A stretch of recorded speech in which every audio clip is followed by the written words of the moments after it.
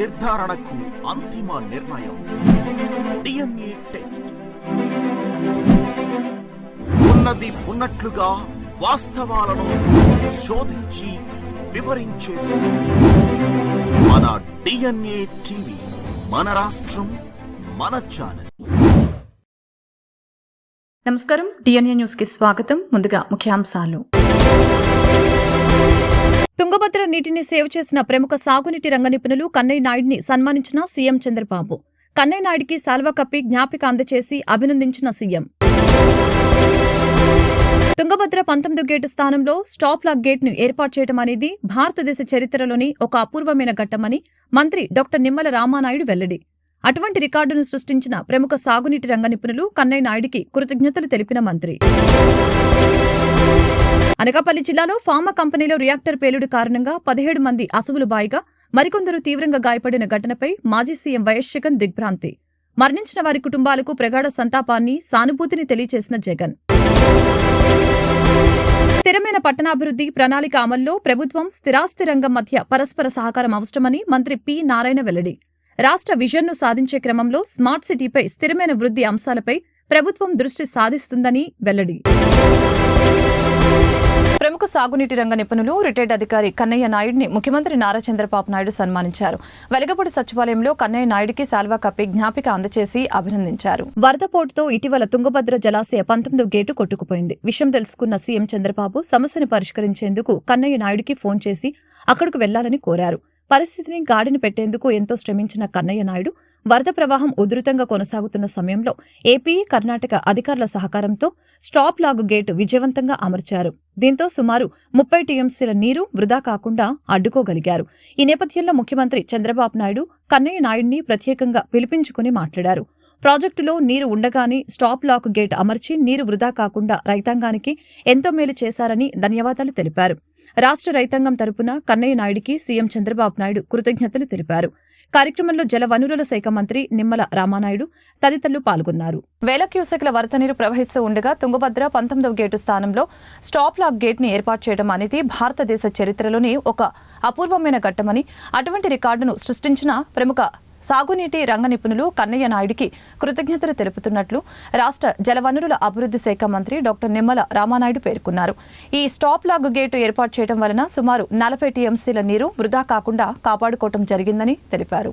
రాష్ట్ర సచివాలయం పబ్లిసిటీ సెల్లో సర్వేపల్లి నియోజకవర్గ శాసనసభ్యులు సోమిరెడ్డి చంద్రమోహన్ రెడ్డి ప్రముఖ సాగునీటి రంగ నిపుణులు రిటైర్డ్ అధికారి కన్నయ్య నాయుడుతో కలిసి మంత్రి పాత్రికేయుల సమావేశం నిర్వహించారు. తుంగభద్ర రిజర్వాయు 19వ గేటు తీవ్రమైన వరద నీటికి కొట్టుకుపోవడంతో కర్ణాటక, ఆంధ్రప్రదేశ్, తెలంగాణ రైతాంగం తీవ్ర ఆందోళనకి గురయ్యారు. అటువంటి క్లిష్ట పరిస్థితుల్లో సంక్షోభాలని అధిగమించడంలో మంచి అనుభవం ఉన్న రాష్ట్ర ముఖ్యమంత్రి నారా చంద్రబాబు నాయుడు సూచనల మేరకు సాగునీటి రంగంలో దాదాపు 50 సంవత్సరాల అనుభవం ఉన్న కన్నయ్య నాయుడు సహకారంతో స్టాప్ లాక్ గేట్ను ఏర్పాటు చేసుకోవడం జరిగిందని తెలిపారు. ఫలితంగా నేడు సుమారు 77 టీఎంసీల నీరు ఆ రిజర్వాయర్లో నిల్వ ఉండటం వలన రాయలసీమ ప్రాంతంలోని ఎల్ఎల్సీ, హెచ్ఎల్సీ, కేసీ కెనాల్కి సమృద్ధిగా త్రాగునీరు, సాగునీరు అందించగలిగే పరిస్థితి ఏర్పడిందని అన్నారు. తుంగభద్ర గేటు కొట్టుకుపోయిందని తెలిసిన వెంటనే రాష్ట్ర ముఖ్యమంత్రి నారా చంద్రబాబు నాయుడు అర్ధరాత్రి సైతం నాతో అనంతపురం జిల్లాకు చెందిన మంత్రి పయ్యావుల కేశవ్ మరియు జలవనరుల శాఖ కార్యదర్శితో కాన్ఫరెన్స్ నిర్వహించి అప్రమత్తం చేయడం వల్లనే ఈ సంక్షోభం నుంచి గట్టెక్కగలిగామని అన్నారు. లేకుంటే తుంగభద్ర జలాశయం ద్వారా తాగు, సాగునీరు పొందే అనంతపురం, కర్నూలు, కడప జిల్లాలతో పాటు తెలంగాణకి చెందిన ప్రజలు, రైతులు ఎన్నో సమస్యలు ఎదుర్కొనే పరిస్థితి ఏర్పడిందని అన్నారు. రాష్ట్ర రైతాంగం, ప్రత్యేకించి రాయలసీమ రైతాంగం తరపున కన్నయ్య నాయుడికి మంత్రి కృతజ్ఞతలు తెలిపారు. కర్ణాటకతో పాటుగా ఆంధ్రప్రదేశ్ రాష్ట్రానికి సంబంధించి ప్రత్యేకించి అత్యంత వెనుకబడినటువంటి అత్యల్ప వర్షపాతం నమోదయ్యేటువంటి అనంతపురం, కర్నూలు, కడప ప్రాంతాలకి, అదేవిధంగా తెలంగాణకు వరప్రసాదిని యొక్క తుంగభద్ర ప్రాజెక్టు. అటువంటి తుంగభద్ర ప్రాజెక్టుకి మొన్న 19వ గేటు కొట్టుకుపోయినటువంటి పరిస్థితుల్లో అటు కర్ణాటక, ఆంధ్రప్రదేశ్, తెలంగాణ రైతాంగం, ప్రజలు కూడా తీవ్రమైనటువంటి ఆందోళనతో, ఎందుకంటే గత 2 సంవత్సరాలుగా తుంగభద్ర ప్రాజెక్టు వర్షాలు లేక మరి నిండుకోలేనిటువంటి పరిస్థితుల్లో ఈ సంవత్సరం అదృష్టవశాత్తు మరి ప్రాజెక్టు 105 టీఎంసీల పూర్తి నీటి సామర్థ్యం నిండుకున్నటువంటి స్థితిలో ఈ గేటు కొట్టుకుపోవడం ద్వారా ఆ నిలవ చేసిన నీరంతా కూడా వృధాగా సముద్రంలో కలిసిపోతుందనేటువంటి ఆవేదన, బాధ ఆ రోజు మనందరిలోని కూడా ఉన్నటువంటి స్థితిలో ఆ రోజు ఆ ప్రాజెక్టుని ఆ కొట్టుకుపోయినటువంటి గేటు స్థానంలో ఏదైతే స్టాప్ బ్లాక్ గేట్ సిస్టమ్ కూడా పురాతనమైనటువంటి ప్రాజెక్టు కావడం వల్ల లేనిటువంటి స్థితిలో అటువంటి క్లిష్టతరమైనటువంటి పరిస్థితుల్లో మరి చంద్రబాబు నాయుడు గారు, ఎందుకంటే క్రైసిస్ మేనేజ్మెంటు చంద్రబాబు నాయుడు గారికి మీ అందరికి కూడా తెలుసు. అటువంటి పరిస్థితుల్లో ఆయన అప్పటికప్పుడు అర్ధరాత్రి సైతం ఆ రోజు ఇరిగేషన్ శాఖ మంత్రిగా మాతో, అదేవిధంగా పయ్యావుల కేశవ్ గారు ఆ యొక్క అనంతపురం జిల్లాలకు సంబంధించిన మంత్రిగా, మా జలవనరుల శాఖ సెక్రటరీ, మా అందరితోటి కూడా కాన్ఫరెన్స్ తీసుకొని ఇమీడియట్లీ ఏదైతే ఆ తుంగభద్ర ప్రాజెక్టు మీద ఎక్స్పీరియన్సు, అదేవిధంగా డ్యామ్ సేఫ్టీలో ఎక్స్పీరియన్సు, గతంలో మన పోలవరం ప్రాజెక్టుకి గేట్ల ఏదైతే అమరికలో సైతం మరి నిపుణత కలిగినటువంటి కన్నయ్య నాయుడు గారిని అక్కడ మనం ఎయిర్పోర్ట్ తీసుకెళ్ళినట్లయితే ఆ ప్రాజెక్టుకి సంబంధించినటువంటి మరి ఇమీడియట్లీ ఆ గేట్ స్థానంలో మరి పునర్నిర్మాణం చేసేటువంటి అవకాశం ఉంటుందని ఏదైతే చంద్రబాబు నాయుడు గారు చెప్పడం,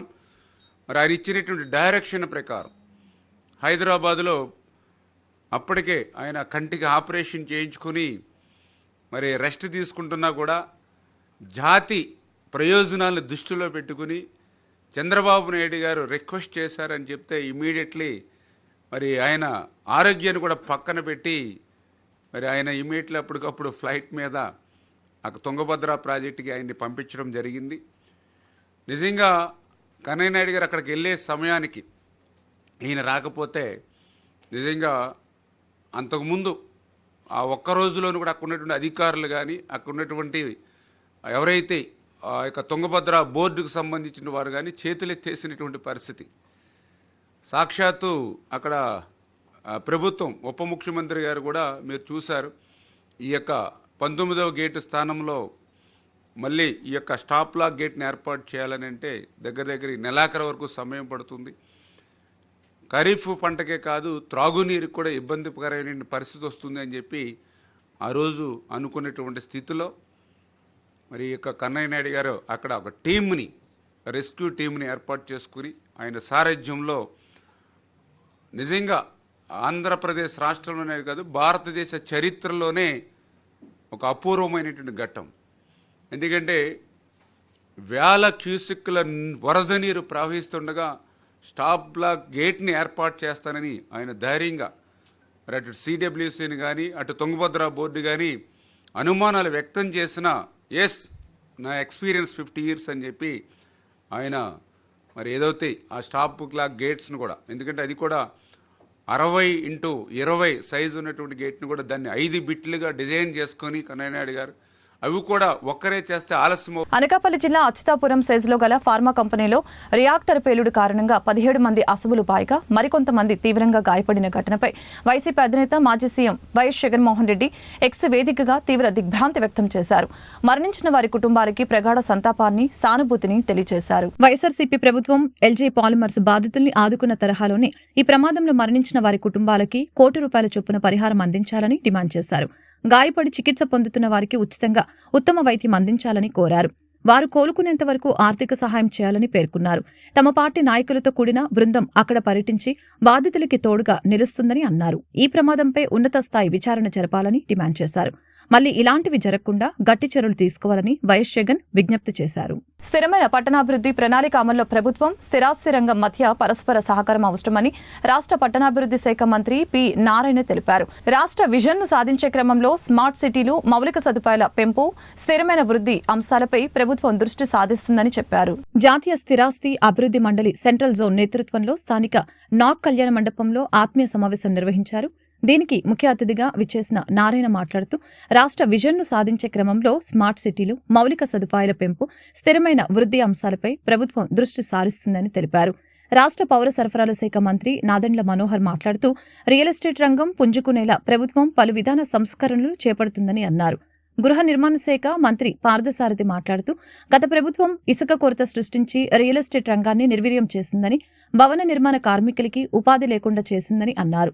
కేంద్ర రాష్ట్ర ప్రభుత్వాలతో సంయమనం చేసుకోవడంతోనే స్థిరాస్తి రంగం ముందడుగు వేస్తుందని విజయవాడ ఎంపీ కేశినేని శివనాథ్ అన్నారు. నారెడ్కో రాష్ట్ర అధ్యక్షులు చక్రధర్ మాట్లాడుతూ రియల్ ఎస్టేట్ రంగం ఎదుర్కొంటున్న సమస్యల్ని అధిగమించేలా ప్రభుత్వ సహకారం అవసరమని తెలిపారు.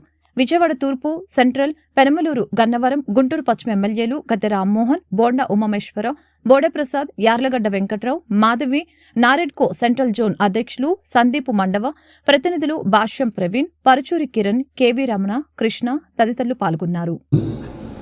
మొత్తం యాక్చువల్గా 10,000 మంది మెంబర్స్ ఉన్నారన్నారు. ఆంధ్రప్రదేశ్లో 1,500. ఈ సెంట్రల్ జోన్ అంటే 3 జిల్లాలు, దానికి సంబంధించి 300 మంది ఉండాలని తెలియజేశారు. అయితే ఈ అమరావతి రాజధానిలో ఏదైతే క్యాపిటల్ సిటీ, దీని విషయంలో గత ప్రభుత్వం తీసుకున్న నిర్ణయాలకి మీరందరూ వివేదించి, అంటే వాళ్ళు మూడు రాజధానులు అంటే దానికంటేనే మీరందరూ స్పందించి దాని మీద మీరందరూ ఆందోళన చేయటం అవన్నీ జరిగింది. మిమ్మల్ని అందరూ నేను ప్రత్యేకంగా అభినందిస్తున్నాను, మీ ఆర్గనైజేషన్. ఎందుకంటే అమరావతి ఏ రాష్ట్రానికైనా ఒక రాజధాని ఉండాలి. రీఆర్గనైజేషన్ యాక్ట్లో మనకు ఒక రాజధాని పెట్టమన్నారు.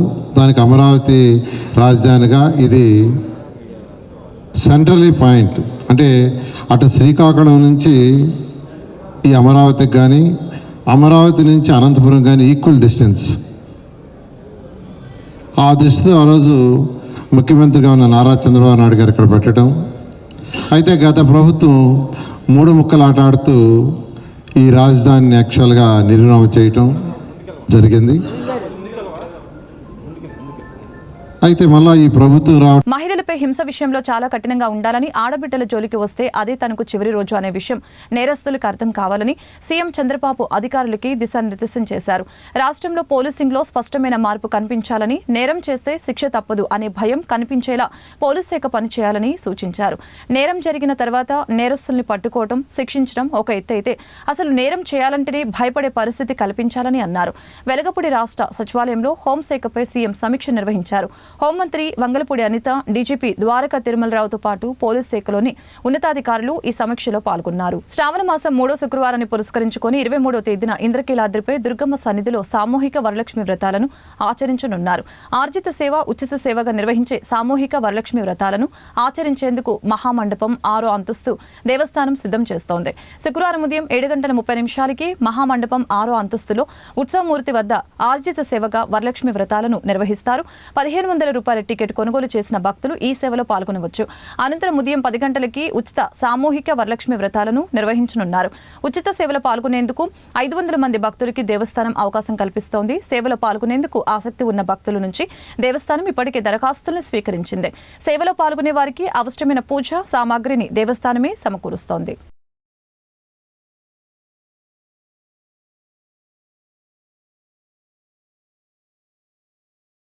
వైసీపీ నేత జోగి రమేష్ విచారణకి సహకరించడం లేదని మంగళగిరి డీఎస్పీ మురళీకృష్ణ తెలిపారు. ఏం అడిగినా తెలియదు, గుర్తులేదని చెబుతున్నారని అన్నారు.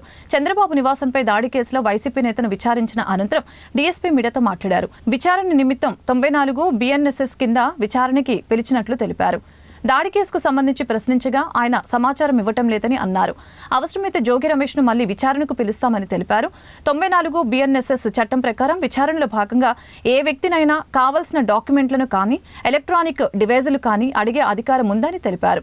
ఈ చట్టం ప్రకారం ఏ వ్యక్తి నుంచైనా కావాల్సిన సమాచారాన్ని రాబట్టుకునే అధికారం పోలీసులకు ఉందని తెలిపారు. కేసు విచారణ మధ్యలో ఉందని, మరింత విచారణ చేయాల్సి ఉందని అన్నారు.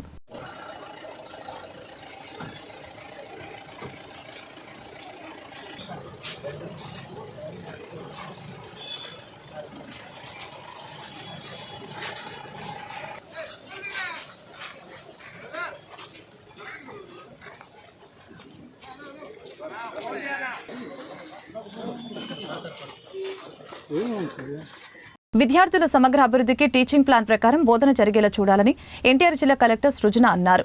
చెవటూరులోని అంగన్వాడీ ప్రీ ప్రైమరీ మండల పరిషత్ ప్రాథమిక పాఠశాలని కలెక్టర్ తనిఖీ చేశారు. పాఠ్య పుస్తకాలని అమలు తీరుని పరిశీలించారు. చిన్నారులకి మధ్యాహ్న భోజనాన్ని స్వయంగా వడ్డించారు. ఆహార నాణ్యతను పరిశీలించారు. అంగన్వాడీ కేంద్రంలో కిచెన్ గార్డెన్ను పరిశీలించారు. ట్రేలో విత్తనాలు చల్లారు. ఈ సందర్భంగా కలెక్టర్ సృజన మాట్లాడుతూ అదేవిధంగా కమ్యూనికేషన్ స్కిల్స్, లైఫ్ స్కిల్స్ పెంచేలా ప్రత్యేక కార్యక్రమాలు అమలు చేయాలని ఆదేశించారు. బడి బయట పిల్లలు ఉండకుండా ప్రత్యేకంగా సర్వే నిర్వహిస్తున్నామని తెలిపారు. 100% పాఠశాలల్లో నమోదు జరిగేలా చూస్తున్నట్లు తెలిపారు. ఇందుకోసం ప్రత్యేక డ్రైవ్ చేపడుతున్నట్లు వివరించారు.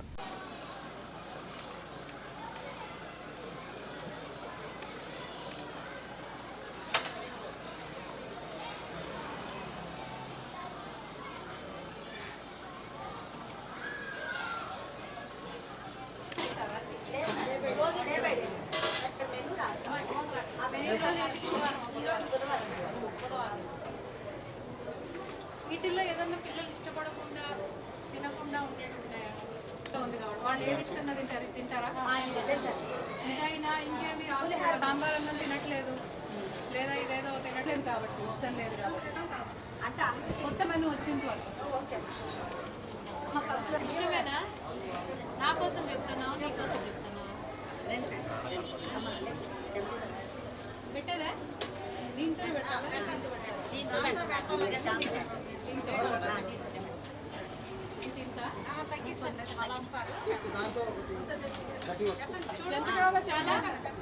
చూడు నీకు తెచ్చుకుంటారా? మనం ఇంకా సొంత ప్లేట్లు తెచ్చుకోరు మేడం. మన దగ్గర కూడా ఉన్నాయి మేడం. మన దగ్గర ఎక్కువ తీసుకుంటాం మేడం.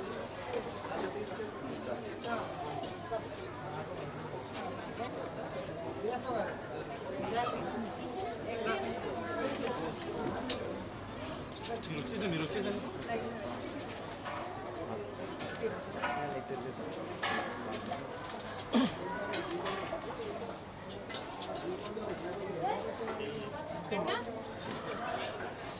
ఎంతమంది ఉన్నారండి పిల్లలు? Head master 216. ఈరోజు ఎంత అటెండెన్స్? ఏమో 170+44 మేడం. 170+44. అంతమంది ఎంతమంది అబ్సెంట్?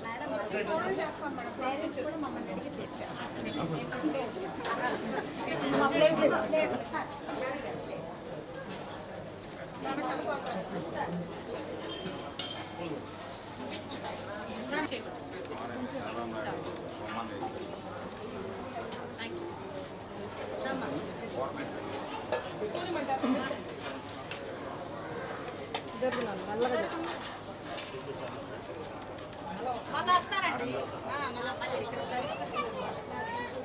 మీరు ఈ రోజు ఎవరిది టేస్టింగ్ రెస్పాన్సిబిలిటీ? టేస్ట్ ఎప్పుడు చేశారు? మీరు వచ్చి చేశారా?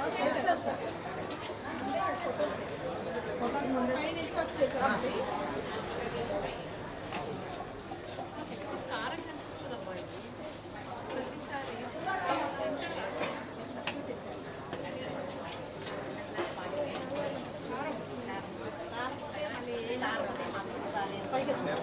మీరేంటమ్మా ఎస్ఎస్జీయా?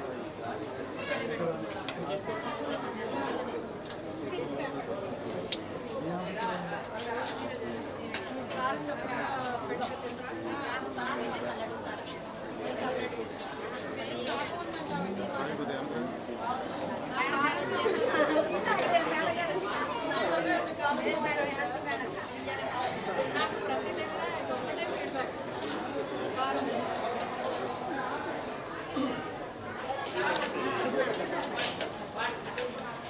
లేదా నీకు నువ్వు తిన్నావు కదా, కారం ఉందా? కారం అనిపించట్లేదా? నాకు అనిపిస్తుంది కారం.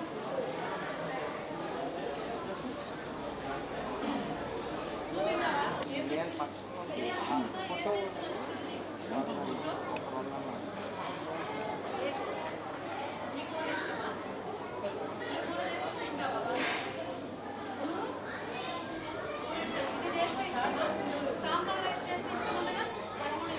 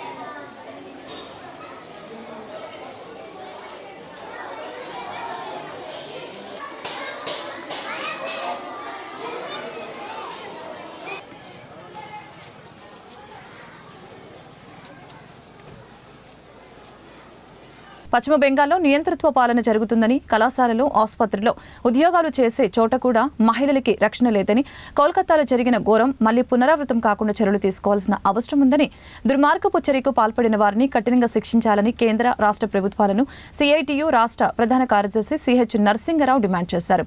13 రోజులుగా ఆందోళన జరుగుతున్న పశ్చిమ బెంగాల్ ప్రభుత్వంలో చలనం లేదంటూ ఆగ్రహం వ్యక్తం చేశారు. కోల్కతాలో జూనియర్ డాక్టర్పై జరిగిన అత్యాచారం, హత్యని నిరసిస్తూ నిందితుల్ని కఠినంగా శిక్షించాలని సిఐటియు ఎన్టీఆర్ జిల్లా కమిటీ ఆధ్వర్యంలో బుధవారం లెనిన్ సెంటర్లో నిరసన కార్యక్రమం జరిగింది.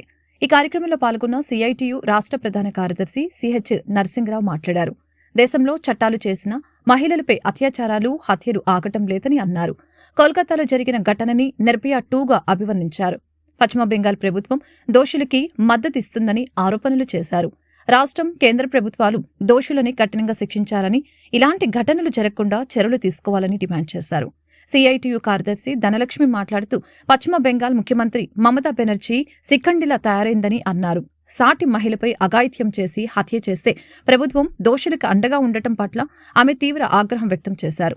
దోషులకి కఠిన శిక్షలు అమలు జరిగే వరకు సిఐటియు పోరాటం ఆగదని హెచ్చరించారు. భద్రతా టాస్క్ ఫోర్స్ని 10 మందితో నియమించింది. అలాగే ఈ ఘటన రాష్ట్ర ప్రభుత్వం 13 రోజులైంది ఇప్పటికీ. ఈ సందర్భంగా ఆ కాలేజీ ప్రిన్సిపాల్ సాక్ష్యాలు లేకుండా, ఆధారాలు లేకుండా చేయాలని ప్రయత్నం చేశారు. ఆ పక్కనే ఉన్నటువంటి సెమినార్ హాల్ పక్కనే ఉన్నటువంటి గదిని ధ్వంసం చేయడం జరిగింది. కుక్కల్ని 3 రోజుల తర్వాత తీసుకెళ్ళడం జరిగింది. తల్లిదండ్రులకి మీ అమ్మాయి ఆత్మహత్య చేసుకుందని ప్రిన్సిపాల్ కబురు చేయడం బట్టి చూస్తే ఇది ప్రిన్సిపాల్కి తెలియకుండా, అధికారులకు తెలియకుండా జరిగినటువంటి ఘటన కాదు. అలాగే హాస్పిటల్లో జరుగుతున్నటువంటి అవినీతి, తప్పుడు పద్ధతుల్ని ఈ అమ్మాయికి తెలుసు కాబట్టి ఈ అమ్మాయిని ఎలాగన్నా కానీ హత్య చేయడానికి, రేప్ చేయడానికి, గ్యాంగ్ రేప్ కనీసం 3 నుంచి 5 చేసి ఉంటారని పోస్ట్ మార్టం నివేదిక అనేటువంటి తెలుస్తుంది. కానీ ఏమీ చేయలేదని ప్రిన్సిపాల్కి commissioner of police clean chit ఇచ్చారు. అంతేకాకుండా రాష్ట్ర ప్రభుత్వం ఈ యాజిటేషన్లో పాల్గొన్నటువంటి 43 మంది డాక్టర్లని సుదీర్ఘమైనటువంటి ప్రాంతాలకు బదిలీ చేయడం జరిగింది. ఆ విధంగా అలాగే రాజీనామా చేసినటువంటి ప్రిన్సిపాల్ని మళ్ళా కొన్ని గంటల్లోనే అంతకంటే పెద్ద కాలేజీకి నియమించారు. అందువల్ల రాష్ట్ర ప్రభుత్వం కూడా ఈరోజు ఈ ముద్దాయిలకి మద్దతు ఇస్తున్నారని స్పష్టమవుతుంది. ఇటువంటి ఘటనలు జరగకుండా దోషుల్ని తీవ్రంగా ఖండించడమే కాకుండా అలాగే భవిష్యత్తులో జరగకుండా ఉండేదానికి తగిన చర్యలు తీసుకోవాలని దేశం అంతా కూడా ఈరోజు తీవ్రంగా ఆందోళన చేస్తుంది. 13 రోజుల నుంచి ఇది దేశం అంతా జరుగుతున్నటువంటి ఆందోళనని సిఐటి కూడా ఇందులో భాగస్వామిగా ఉంది. శిఖండి పాలన, నియంతృత్వ పాలన సాగుతూ ఉంది. ఆర్జేకే హాస్పిటల్లో జరిగినటువంటి అత్యంత దారుణమైనటువంటి ఘటన భారతదేశం అంతా అట్టుడిగిపోతూ ఉంది. అన్ని తరగతుల ప్రజలు కూడా బయటకు వచ్చి ఆందోళన చేస్తూ ఉన్నారు. ఈరోజు మహిళలకి రక్షణ లేదు, హాస్పిటల్లో రక్షణ లేదు, హాస్టల్లో రక్షణ లేదు, చదువుకుంటున్న కళాశాలల్లో, స్కూళ్ళల్లో రక్షణ లేదు, పనిచేస్తున్న పని ప్రదేశాల్లో కూడా రక్షణ లేదు. నిర్భయ కేసు ఘటన జరిగిన తర్వాత నిర్భయ చట్టం వచ్చింది. ఆ నిర్భయ చట్టం వచ్చిన తర్వాత ఏమి అత్యాచారాలు, హత్యలు ఆగలేదు. చట్టాలు చేయడం ముఖ్యం కాదు, ఆ చట్టాలను చిత్తశుద్ధితో అమలు చేసే పాలకులు ఉన్నప్పుడే చట్టాలకు సక్రమంగా అమలు జరుగుతాయి, మహిళలకే రక్షణ ఉంటుంది. ఈరోజు దేశంలోనూ రాష్ట్రంలోనూ మహిళలకే రక్షణ లేదు. వైద్య విద్యార్థినిని అత్యంత దారుణంగా పాశవికంగా అత్యాచారం చేసి హత్య చేశారు. ఇంకా దారుణం ఏంటంటే ఆమె శవంగా మారిన తర్వాత కూడా మానవ మృగాలు అత్యాచారం చేసినాయి అని ఈరోజు మీడియా కోడేకొస్తా ఉంది. చాలా దారుణంగా ఆమె 2 కాళ్ళు కూడా 90 డిగ్రీస్కి వెళ్ళిపోయినాయి అని అంటే కాళ్ళకు తొడ వెముకలు ఇరిగిపోయినాయి, మెడకు సంబంధించినటువంటి థైరాయిడ్ గ్రంథి ఇరిగిపోయింది. అంత గట్టిగా ఆమె గొంతును నులిమారు. దానివల్లనే కళ్ళల్లో నుంచి బ్లడ్ వచ్చే పని జరిగింది. బాడీ అంతా కూడా రక్తసిక్తం అయిపోయింది. ఇంకా దారుణమైన విషయం ఏంటంటే తమ బిడ్డని తల్లిదండ్రులకు కూడా చూపించకుండా 3 గంటల పాటు వాళ్ళని అలాగే అట్టిపెట్టే పని చేశారు. దీనన్నిటికీ అసలు మూలాలు బయటికి రావాల్సినటువంటి అవసరం ఉంది. మమతా బెనర్జీ దీన్ని తీవ్రంగా మేము ఖండిస్తా ఉన్నాం. మమతా బెనర్జీ రాజీనామా చేయాలి. ఒక మహిళ యుండి కూడా మహిళల మీద జరుగుతున్నటువంటి అత్యాచారాలు దాడుల్ని నిరసించే పని, ఖండించే పని కాకుండా అణగారిన వర్గాల్లో చైతన్యం తీసుకువచ్చి వారిని సామాజికంగా ఆర్థికంగా అభివృద్ధి పరచడం విద్యార్థులుగా చేయాలన్న ఆలోచనతో ఆశయంతో doctor BR Ambedkar mission of AP for social justice సంస్థ స్థాపించినట్లు సంస్థ అధ్యక్షులు బల్లారపు జగదీష్ స్పష్టం చేశారు. స్వాతంత్ర్యం వచ్చి 73 సంవత్సరాలైన అణగారిన వర్గాలలో పూర్తి స్థాయిలో అభివృద్ధి జరగలేదని తెలిపారు. ఇందుకోసం ప్రత్యేక ప్రణాళికతో క్షేత్రస్థాయిలో చైతన్యం తీసుకువచ్చే విధంగా సంస్థ కృషి చేస్తుందని తెలియజేశారు. బుధవారం గాంధీనగర్ ప్రెస్ క్లబ్లో doctor BR Ambedkar mission of AP for social justice సంస్థ ఆధ్వర్యంలో మీడియా సమావేశం జరిగింది. ఈ సమావేశంలో సంస్థ ప్రెసిడెంట్ బల్లారపు జగదీష్ మాట్లాడుతూ అణగారిన వర్గాలలో చైతన్యం తీసుకువచ్చి వారిని సామాజికంగా ఆర్థికంగా విద్యాధికులుగా చేయాలనే లక్ష్యంతో తమ సంస్థ పనిచేస్తుందని తెలిపారు. లక్షలాది రూపాయలు ఖర్చు పెట్టి చదువుకున్న యువతకి ఉద్యోగాలు లేని పరిస్థితి ఏర్పడిందని, తద్వారా అణగారిన వర్గాల స్థితిగతుల్లో ఎలాంటి మార్పు రావటం లేదని వివరించారు.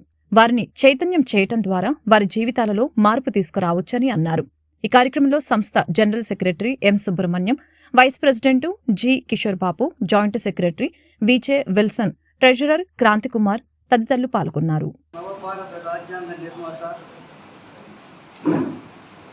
భారతరత్న డాక్టర్ బాబాసాహెబ్ అంబేద్కర్ గారి ఆశయాలను అనుగుణంగా ఈ doctor BR Ambedkar mission of Andhra Pradesh for social justice అనే సంస్థను బల్లారపు రాజారావు గారి ఆధ్వర్యంలో ఆవిర్భవించడం జరిగింది. దీని ముఖ్య ఉద్దేశం ఏంటంటే పేద ప్రజలకు, ఎవరైతే పేద ప్రజలు ఉన్నారో వారికి అన్ని విధాల వాళ్ళని ఆదుకోవడానికి సామాజికంగా, ఆర్థికంగా, మిగతా చదువు విషయంలో కూడా వాళ్ళని ఆదుకోవాలనే ఉద్దేశంతోనే ఈ సంస్థ స్థాపించడం జరిగింది. ఆయన బల్లారపు రాజారావు గారు గత 4-5 సంవత్సరాల క్రితం మరణించడం జరిగింది. ఆయన మరణం తర్వాత కరోనా రావటం, కొన్ని అనివార్య కారణాల వల్ల కొన్ని కార్యక్రమాలు తగ్గించడం జరిగింది. మరలా ఇప్పుడు కొంతమంది మళ్ళీ ఏకమై ఆయన అంబేద్కర్ గారి ఆశయాలను, బల్లారపు రాజారావు గారి ఆశయాలను ముందుకు తీసుకోవాలనే ఉద్దేశంతోనే ఒక కొత్త కమిటీని ఏర్పాటు చేయడం జరిగింది. ఈ కొత్త కమిటీలో పాత వాళ్ళు ఉన్నారు, కొత్త వాళ్ళు ఉన్నారు. అదేవిధంగా అంబేద్కర్ గారి ఆశయాలను ముందుకు తీసుకెళ్ళడానికి మేమంతా ముందుంటామని చెప్పేసి అందరికీ హామీ ఇస్తున్నాము. ఇప్పుడు ఈ అసోసియేషన్ ప్రెసిడెంట్ గారైన బి జగదీష్ కుమార్ గారు, చాలా మంది వాళ్ళ తల్లిదండ్రులు కూడా ఎన్నో లక్షలు ఖర్చు పెట్టి డొనేషన్లు కట్టి ఫీజులు కట్టి వాళ్ళు ఏం చేస్తున్నారు, పిల్లలు చదివిస్తున్నారు. మాకంటే మేము అనుభవించిన దౌర్భాగ్య స్థితి అనుభవించకూడదని వాళ్ళని చదువులు చదివిస్తున్నారు. చివరి జరిగేది ఏమిటి, మనకి వాళ్ళకి ఉద్యోగాలు లేక వాళ్ళు ఇది చేస్తున్నారు అన్నమాట. కాబట్టి దీన్ని అన్నింటినీ ఎదుర్కోవాలంటే ఫస్ట్ మనం ఎడ్యుకేటెడ్ చేయాలి. ఫర్ ఎగ్జాంపుల్ మనం తీసుకోండి, బడుగు వర్గాలు ఎస్సీ వర్గం రీసెంట్గా వచ్చిన ఎస్సీ వర్గీకరణ ఒక సమస్య వచ్చింది. సుప్రీంకోర్టు కొన్ని డెసిషన్ ఇచ్చింది. దానిలో ఈ వర్గీకరణ ఇష్యూ మీద రిప్రజెంట్ చేసిన వాళ్ళు main state Punjab and Haryana నుంచి రైజ్ అయింది.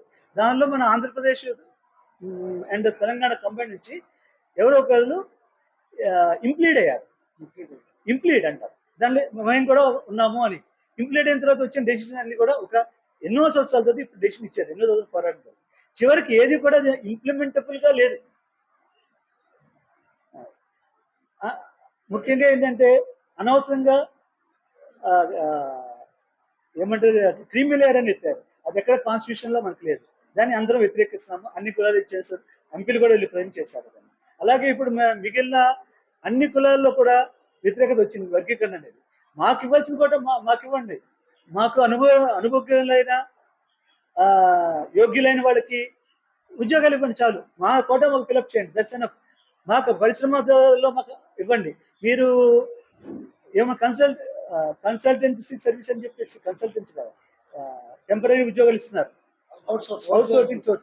అవుట్సోర్సింగ్ లో చివరికి ఏం చేస్తున్నారు, 20-25 సంవత్సరాల తర్వాత నీవు ఏ పని తీసేస్తారు, వాడికి ఉద్యోగం రాదు, వాడు మళ్ళీ రోడ్డు మీదే, రోడ్డు ఎక్కలేడు, ఇది చేయలేడు. ఈ పరిస్థితులు ఏర్పడుతున్నారు. మా కోట మాకు ఇవ్వండి. మా కుర్రోళ్ళు కూడా కొంతమంది ఇండస్ట్రీ పెట్టుకోవడానికి తాగుతున్నారు చిన్న చిన్న. వార్తలు ముగించే ముందు ముఖ్యాంశాలు మరొకసారి. తుంగభద్ర నీటిని సేవ్ చేసిన ప్రముఖ సాగునీటి రంగ నిపుణులు కన్నయ్య నాయుడిని సన్మానించిన సీఎం చంద్రబాబు. కన్నయ్య నాయుడికి శాల్వా కప్పి జ్ఞాపిక అందచేసి అభినందించిన సీఎం. తుంగభద్ర 19 గేటు స్థానంలో స్టాప్ లాక్ గేట్ ను ఏర్పాటు చేయడం అనేది భారతదేశ చరిత్రలోని ఒక అపూర్వమైన ఘట్టమని మంత్రి డాక్టర్ నిమ్మల రామానాయుడు వెల్లడి. అటువంటి రికార్డును సృష్టించిన ప్రముఖ సాగునీటి రంగ నిపుణులు కన్నయ్య నాయుడికి కృతజ్ఞతలు తెలిపిన మంత్రి. అనకాపల్లి జిల్లాలో ఫార్మా కంపెనీలో రియాక్టర్ పేలుడు కారణంగా 17 మంది అసువులు బాయిగా మరికొందరు తీవ్రంగా గాయపడిన ఘటనపై మాజీ సీఎం వైఎస్ జగన్ దిగ్భ్రాంతి. మరణించిన వారి కుటుంబాలకు ప్రగాఢ సంతాపాన్ని, సానుభూతిని తెలియజేసిన జగన్. స్థిరమైన పట్టణాభివృద్ధి ప్రణాళిక అమల్లో ప్రభుత్వం, స్థిరాస్తి రంగం మధ్య పరస్పర సహకారం అవసరమని మంత్రి పి నారాయణ వెల్లడి. రాష్ట్ర విజన్ను సాధించే క్రమంలో స్మార్ట్ సిటీపై స్థిరమైన వృద్ధి అంశాలపై ప్రభుత్వం దృష్టి సాధిస్తుందని వెల్లడి. ఈ వార్తలు ఇంతటితో సమాప్తం. మరొక బులెటిన్ మళ్ళీ కలుద్దాం. నమస్కారం.